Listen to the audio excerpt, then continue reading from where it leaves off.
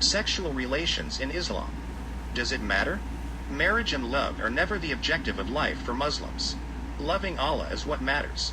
Loving God, loving humanity is what matters. Fulfillment of loneliness is often found in God's love rather than humans. Many people marry and then get heartbroken. Many people stay single and are in love with their Creator. God is their everlasting friend. Even if someone finds marriage to be necessary, he or she should not convince everyone to marry just because we think it is right. Mariam, the daughter of Imran, was single. Asiya has the worst husband in the world, which was close to not having a husband. Yet Allah loved them the most.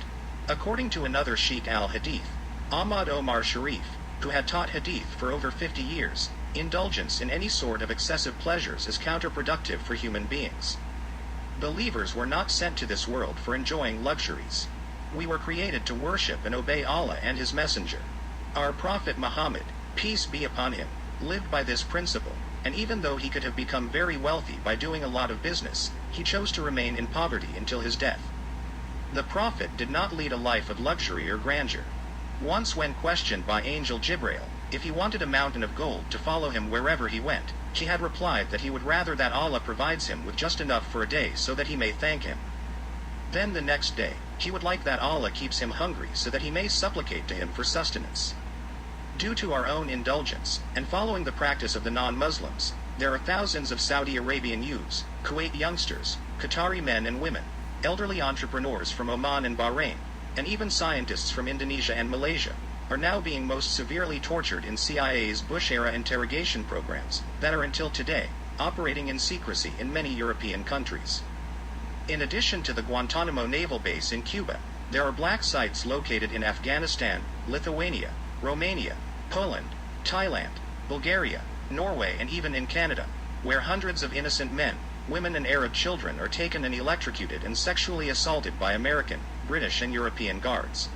So let everyone be religious, without focusing on love for spouses and obsession with happiness in this life. We were created for the afterlife, not for finding happiness and love here in this world. The obsession with love for humans is sometimes the reason many women and men become completely broken both emotionally and physically. We came to this world to love our Creator and serve those people who are helpless and in far more worse situations than us. We came to this world to help every orphan, heal the sick and ease the pain of refugees and poor people and to serve humanity.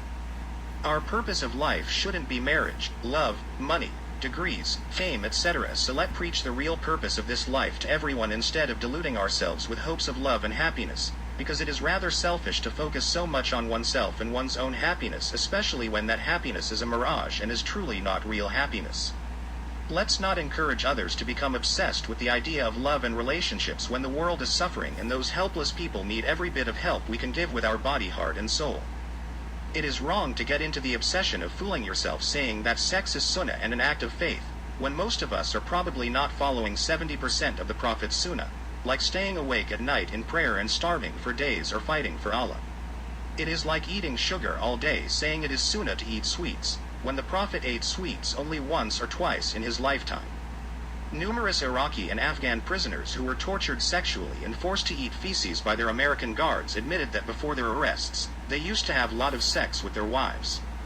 Some of them admitted that after watching some European pornography, they experimented with new style of sex, within the halal boundaries, but now they realized that because of those indulgence, Allah made them prisoners in American secret prisons where their children were sodomized before their eyes and American soldiers assaulted their wives in order to force them sign false confessions. Keep in mind that every time you indulge in sexual pleasures, think you will get punished severely for it unless you are already shedding blood and sweat in the path of Allah like the companions of the Prophet and all Sahabas. They did not spend their time exploring ways to have sex. The Prophet's companions stayed away from their wives for 20 or 30 years at a time, in faraway nations, trying to make other people Muslims. There were Sahabas who never consummated marriage after the wedding night because they were called on to help Muslims. If you don't want to get tortured and abused in black sites and Gitmo, then please avoid overindulge in sexual activities. Think for every act of pleasure how much pain you will get in return. Trust me, the thousands of innocent Muslims in Guantanamo Bay prison and American black site jails are constantly being raped and forced to have the most disgusting sex with other inmates. Many freed Muslims also said their wives and children were kidnapped along with them and raped by the guards until they died from the abuse. If sex interests Muslims that much, then there are hundreds of black sites where American guards are waiting to commit the most vile acts on prisoners more than anyone could want in a lifetime. It doesn't matter if you are innocent or not, the thousands of Muslim and Arab and Pakistani prisoners in U.S. jails were all framed for crimes they never committed.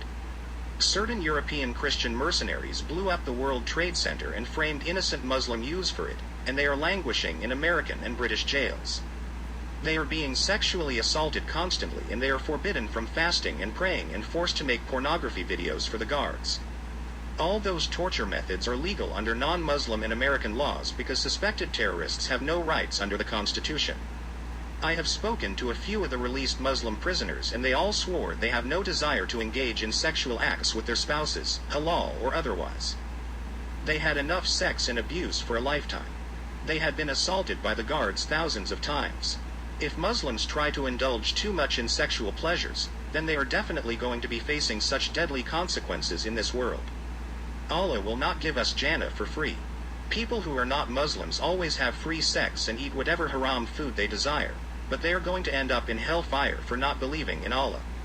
Muslims can't expect to go to heaven and also indulge in all the enjoyment of this world.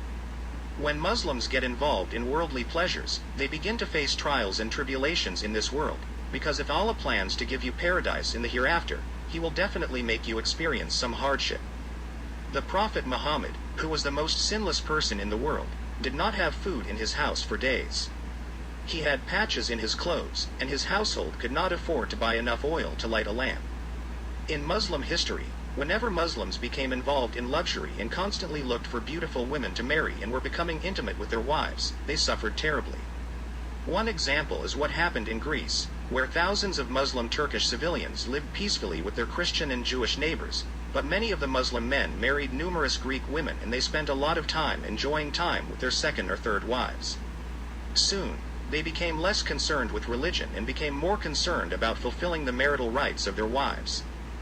But the Christians burst into the town and started murdering all the Muslims who had not yet reached to the shore or those who had chosen to stay in the town. Those Muslims who were on the ships were stripped of their clothes and beaten to death. This was the result of those Muslims who enjoyed having excessive sexual relations with their spouses, even though it was a halal, and they considered it to be an act of worship. This caused those Muslims to lose their life and wealth instantly. Overindulgence of any kind is sure to destroy anyone, especially if someone is a believer, because a Muslim is not supposed to have extreme enjoyment in this world.